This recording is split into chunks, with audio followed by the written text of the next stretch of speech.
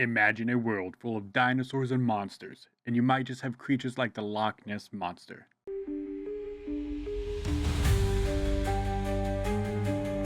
The year is somewhere around the 7th century. Adam Nan of Iona, or Yunnan, decided to write a biography on St. Columbia and the great things he witnessed and did. One of those great things mentioned would happen in the year 565 AD, when St. Columbia would happen upon a man buried by the river Ness. After asking what happened to the poor man, he learned of the apparent water beast in the river that had attacked and killed the man. Unable to do anything else to help, St. Columbia decided to step into the water and confront the beast. He reportedly stood firm and made the sign of the cross. As the water beast came up to him and he stated, "Go no further, do not touch the man, go back at once." Apparently, this made the water beast stop in its tracks as if being pulled on by ropes and fled shortly afterward. This so-called water beast would later be named the Loch Ness Monster. The next sighting that could possibly be linked to our good friend Nessie is from a D. Mackenzie of Balnain sometime in the 1870s. He stated something like a log was wriggling, then disappeared at an incredible speed.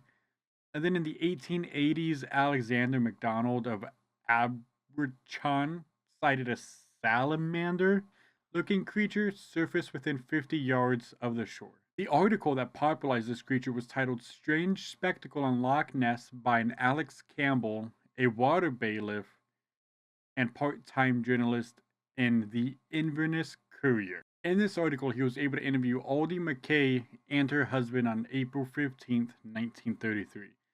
McKay stated that they were driving on the A82 and a large whale-like fish or beast would be swimming in the lake. The article will go on to say, quote, "The creature disported itself, rolling and plunging for fully a minute, its body resembling that of a whale, and the water cascading and churning like a simmering cauldron. Soon, however, it disappeared into a boiling mass of foam. Both onlookers confessed that there was something uncanny about the whole thing, for they realized that here was no ordinary denizen of the depths, because apart from its enormous size, the beast, in taking the final plunge, sent out waves that were big enough to have been caused by a passing steamer." End quote.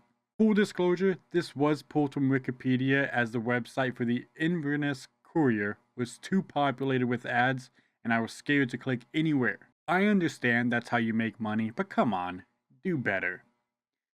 Anyway, a couple months later, George Spicer and his wife saw a large creature cross the road, so we were finally able to gain an approximate size of our beloved Nessie. They described this creature to be about 4 feet high, 10 to 12 feet wide, and 25 feet long.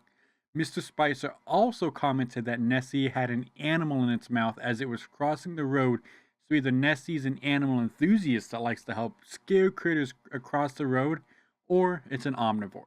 On April 20th, 1934, multiple English articles would get a report about another sighting where a monster with a swan-like head was sticking out approximately 3 feet from the water.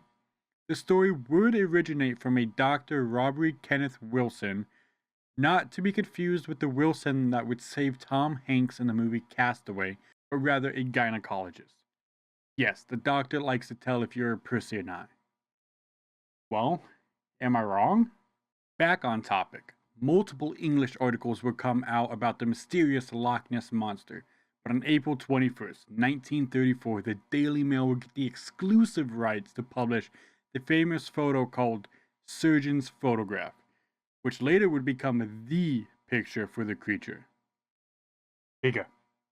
Over the next few decades, many more photos and sightings would come out of the woodworks, leading to many people trying to disprove or prove the existence of Our Lady Ness. There was an entire documentary trying to prove the existence, but in all actuality, it just seemed that they were ignoring some facts just because they personally did not see the creature. I mean, even as early as 2014, Apple Maps caught something that could be Loch Ness floating around the lake. My personal opinion is that the Loch Ness Monster, if it is the same one, continuously goes from Loch Ness to the ocean, almost like a migration pattern. Some sightings have already claimed to have seen it traversing on the land, so we know that it is possible. But besides that, based on Google Maps, we could see that waterways do connect to the ocean. Not to mention, isn't it like 80% of the ocean is unexplored and we do not know what is down there?